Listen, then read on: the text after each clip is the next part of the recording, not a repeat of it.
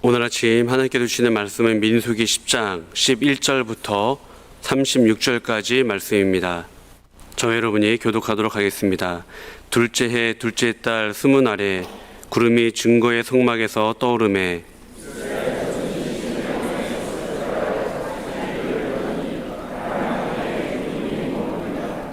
이와 같이 그들이 여호와께서 모세에게 명령하신 것을 따라 행진하기를 시작하였는데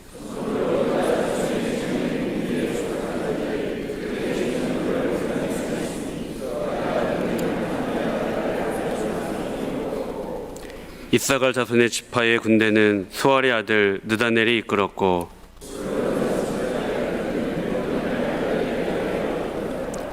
이에 성막을 거두매 게르손 자손과 무라리 자손이 성막을 메고 출발하였으며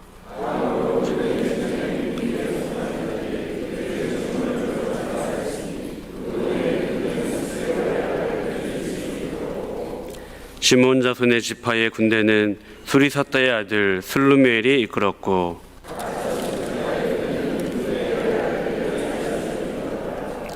고아디는 성물을 메고 행진하였고 그들이 이르기 전에 성막을 세웠으며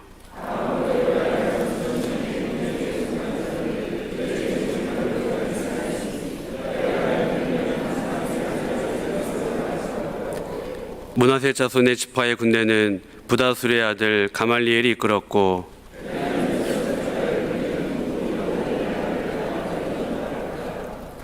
다음으로 단 자손 진영의 군기에 속한 자들이 그들의 진영별로 행진하였으니 이 군대는 모든 진영의 마지막 진영이었더라. 단 군대는 암미사대의 아들 아히에셀이 이끌었고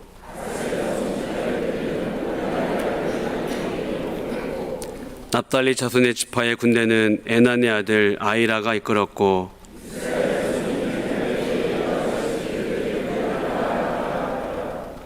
모세가 모세의 장인 미디안 사람 르우엘의 아들 호바백에 이르되 여호와께서 주마하신 곳으로 우리가 행진하나니 우리와 동행하자. 그리하면 선대하리라. 여호와께서 이스라엘에게 복을 내리시리라 하셨느니라.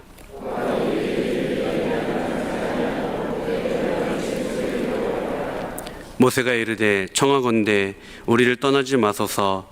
당신은 우리가 광야에서 어떻게 진칠지를 아나니 우리의 눈이 되리이다.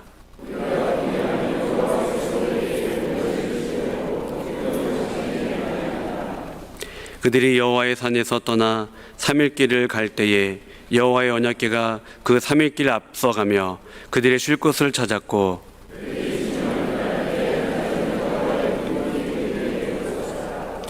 궤가 떠날 때에는 모세가 말하되 여호와여 일어나사 주의 대적들을 흩으시고 주를 미워하는 자가 주 앞에서 도망하게 하소서 하였고 궤가 쉴 때에는 말하되 여호와여 이스라엘 족속들에게로 돌아오소서 하였더라. 아멘. 이스라엘 민족의 달력에서는 애굽에서 나온 6월절 날이 그 밤이 이스라엘 민족의 첫 해, 첫 달, 첫 날입니다. 해방되어 나온 날이 첫 해고 첫 달이고 첫 날입니다. 해방이 되기 전에는 시간도 의미가 없고요. 해방이 되는 것과 함께 모든 것이 의미를 갖기 시작합니다. 그래서 이스라엘 민족에 있어서는 해방된 그때가 인생의 시작이고 의미의 시작이고 또 시간의 시작이 됩니다. 그렇게 나온 백성이 첫 해 셋째 달에 시내산으로 들어가게 됩니다. 그리고 11절에 보니까 둘째 해 둘째 달 20날에 구름이 증거의 장막에서 떠오르고 이들이 이 시내산에 있는 시내 광야에서 광야를 헤쳐서 약속의 땅 가나안 땅으로 들어가는 행군을 시작합니다. 그러니까 시내산에서 말씀 받고 하나님 백성의 삶이 어떠해야 되는지를 듣고 마음에 새긴 지 11개월 만에 이제 이 광야를 헤쳐 가나안 땅을 향해 나가게 되는 것입니다. 우리는 그냥 슥 보고 지나온 것 같은데 시내산에 11개월을 이들이 머물렀습니다. 거기에서 십계명도 받고요, 성막도 짓고 레위기에 나오는 하나님 백성의 법을 받고 가슴에 새기는 시간을 가졌던 것입니다. 이 시내산도 광야의 연속이지요. 산이라고 하지만 산이 아니지요. 우리나라의 산은 나무도 있고 숲도 있고 물도 있고 온갖 짐승이 사는 생명의 보고입니다만, 시내산은 그야말로 돌산입니다. 사람 사는 곳이 될 수가 없습니다. 그곳에서 11개월을 머물면서 이제 이 광야를 헤쳐 가나안 땅으로 들어가게 되는 진용을 갖추게 됩니다. 많은 것을 암시를 하고 있습니다. 우리는 그저 촌분을 다투면서 어떻게 이 광야길을 헤쳐 목적지에 다다를 것인가 라는 데 생각이 골몰해 있는 반면에, 하나님 백성은 그렇게 하는 것 아니다. 하나님 백성은 먼저 말씀 받고 예배 드리는 법 배우고 하나님 백성으로 사는 법을 마음에 새기고 난 뒤에 광야를 지났을 때 그 광야를 헤쳐나갈 수 있을 뿐만 아니라 그 광야에서 영혼이 실종되지 않고 오히려 영혼이 더욱더 강건하여져서 약속의 땅 가나안 땅 들어가고, 그 약속의 땅 가나안 땅에 있는 풍요와 온갖 기름진 것이 또다시 네 영혼을 타락시키지 않고 인생의 꽃을 하나님 앞에서 피우게 된다. 주님이 암시하시는 것입니다. 이 이스라엘의 새로운 출발이 시내산이죠. 우리 하나님 백성들의 광야의 출발도 신의 광야, 계명받고 말씀받은 그 자리입니다. 거기가 우리의 출발입니다. 그렇게 출발하는데 이 여호와의 군대 중심에 뭐가 있습니까? 성막이 있는 거예요. 그리고 그 성막 주변으로 동쪽 진, 남쪽 진, 북쪽 진, 서쪽 후배진 곳에 진이 형성이 됩니다. 그리고 이 진의 최전선에 서 있는 것이 여호와의 언약궤였다라고 오늘 성경은 말씀을 합니다. 33절을 여러분들이 보시면, 그들이 여호와의 산, 시내산이죠? 시내산에서 떠나서 3일 길을 갈 때 여호와의 언약궤, 십계명 새긴 두 돌판이 담겨 있는 궤가 여호와의 언약궤입니다. 이 언약궤가 그 3일 길에 앞서가며 그들의 쉴 곳을 찾았다. 언약궤가 마치 척후병처럼 진과 200만 이스라엘 민족의 가장 앞장서서 가서 지형을 정찰하고 살핍니다.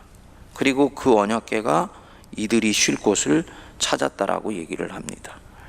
여러분, 무슨 언약궤가 지뢰 탐지기도 아니고 나침반도 아닌데 이런 일을 하겠습니까? 하나님이 자기 백성이 광야를 헤쳐나가는 최전선에 언약궤를 앞세우시고 그 언약궤를 통해서 특별히 역사하시고 있는 것입니다. 여러분, 하나님은 굉장히 다양한 얼굴을 가지신 분이라는 것을 꼭 기억하셔야 됩니다. 창세기부터 요한계시록까지 쭉 읽어가시다 보면 당신 백성에게 나타나시는 하나님의 모습이 점점 다양해지고 풍성해진다는 것을 아시게 될 것입니다.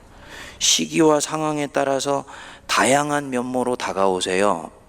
그래서 성도들 중에 과거에 자기가 만났던 하나님 상에 고착되어 있는 사람은 새로운 상황에서 새롭게 내게 다가오시는 하나님을 놓쳐버리게 됩니다. 결국은 주님과의 만남에 실패해버리게 되거나 한참 돌아가고 고생을 하고 난 뒤에야 하나님이 이런 모습이 있으셨구나 하고 깨닫게 되는 거예요. 그만큼 시간을 소비하게 되는 거지요. 그 시기와 상황에 따라서 다양한 모습으로 다가오시기 때문에 이제 이 애굽에서 만난 하나님과 홍해를 건널 때 하나님과 광야에서 만나는 하나님은 같은 하나님이지만 다른 면모로 우리에게 다가오시는 거지요. 광야의 하나님, 어떤 하나님입니까? 교육하시는 하나님이시고 훈련하시는 하나님이세요. 그 광야의 하나님은 교관이다 그렇게 생각하시면 거의 틀림없습니다. 군대 갔다 온 남자 성도님들 생각해 보면 그분은 교관이고 훈련관이다 생각하시면 됩니다. 언약궤가 앞서가서 쉴 곳을 찾았다. 하나님이 백성들에게 무엇을 지금 가르치시려고 하시겠습니까? 언약궤를 메고 갔던 제사장들이 척구를 마치고 와서 모세에게 보고했겠죠. 모세, 여기서 5km 가면은 작은 오아시스가 있는데 언약궤가 그곳에 진을 치도록 명령을 했습니다. 이 언약궤, 말씀의 궤가 백성들의 들고 나가고 전진하고 후퇴하며 쉬고 움직이는 것을 결정해 주었다는 것입니다. 하나님이 이 말씀의 궤를 통해서 움직이시는구나 라고 백성들도 듣게 되는 거지요. 그렇게 배우게 되는 것입니다. 여러분 꼭 기억하십시오. 이 광야라는 곳, 메마른 곳이라는 곳, 이곳은 이성이 힘을 쓰지 못하고 머리로는 뚫고 나갈 수 없는 곳입니다. 이때까지 내가 애굽에서 했던 경험이라든지 오아시스의 주변에서 모여 살면서 했던 인생의 경험으로는 별로 이 광야를 뚫고 나가는 지혜를 얻을 수 없는 곳입니다. 그 한복판에 하나님이 언약궤를 세워 놓으셨다. 이 언약궤가 많은 부분들을 가르쳐주고 암시하며 일어서고 들고 나서는 것을 우리에게 가르쳐 준다는 것입니다. 모세도 아예 이렇게 기도를 합니다. 여러분 35절 36절 보십시오. 궤가 떠날 때에는 모세가 말하되 여호와여 일어나사 주의 대적들을 흩으시고 주를 미워하는 자가 주 앞에서 도망하게 하소서 라고 기도하고 36절에 궤가 쉴 때에는 말하되 여호와여 이스라엘 종족들에게로 돌아오소서 라고 기도를 했다 그랬습니다. 이 광야, 살아보지 않은 땅, 잊고 싶지 않은 곳, 하루라도 빨리 벗어나고 싶은 곳, 물 한 방울 나지 않는 그곳. 근데 그곳에 오아시스가 있습니다. 영혼을 만족시켜주는 샘물이 하나 있어요. 그게 뭡니까? 성막입니다. 그 광야를 헤쳐나가는 한복판에 성막을 뒀다. 굉장히 영적인 부분입니다. 성막이 뭐 하는 곳입니까? 회막이라 그랬지요? 하나님을 만나는 곳입니다. 우리로 치면 교회예요. 여러분들 중에 내가 지금 메마른 시기를 지나가고 있다 하시는 분 계시죠? 인생 전체를 광야로 보는 것은 신약과 구약 전체를 통해서 볼 때는 그다지 성경적인 이미지는 아니에요. 예? 그 인생을 너무 터프하게 보는 것입니다. 인생에는 오아시스도 있고 기름진 곳도 있고 광야도 있습니다. 예? 예. 근데 인생의 어느 시기에선가 메마른 시기를 걸어가는 때가 있습니다. 환경으로는 광야가 아닌데 영혼이 팍팍하고 어두운 밤을 지나는 그런 성도들이 있습니다. 이때 그 한복판에 뭐가 있다? 성막이 있는 거예요. 성막이 있어요.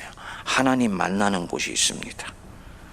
그때는 어떻게 해야 됩니까? 이 성막, 회막 나와서 날마다 부르짖고 기도하며 하나님께 매달려야지요. 예?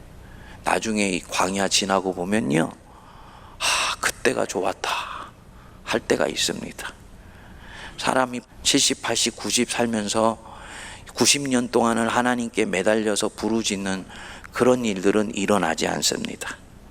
어떤 경우는 나도 모르게 뒤로 처지는 때도 있고 그냥 영적으로 나태해진 때도 있는데, 어떤 경우는요, 주님 앞에 간절히 매달려야지 살아갈 수 있는 것 같은 때가 있습니다.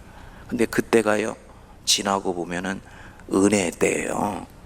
그때는 매일 교회 나와서 사람들이 보이지 않는 저 구석에서 주님 붙들고 씨름해야 되는 때죠. 그 성막이 한복판에 있을 때 메마른 시간을 벗어날 수 있는 것입니다. 그리고 최전선에 뭐가 있었다고요? 언약궤가 있었다 그랬잖아요. 그 사람의 삶의 최전선에 말씀을 딱 두시기 바랍니다. 하나님 말씀을 꼭 붙드셔야지 돼요. 기록된 말씀 성경 이때는 날마다 읽으셔야지 되고요. 오신 말씀 예수 그리스도 견고하게 붙어서 그분과 동행해야 되고요.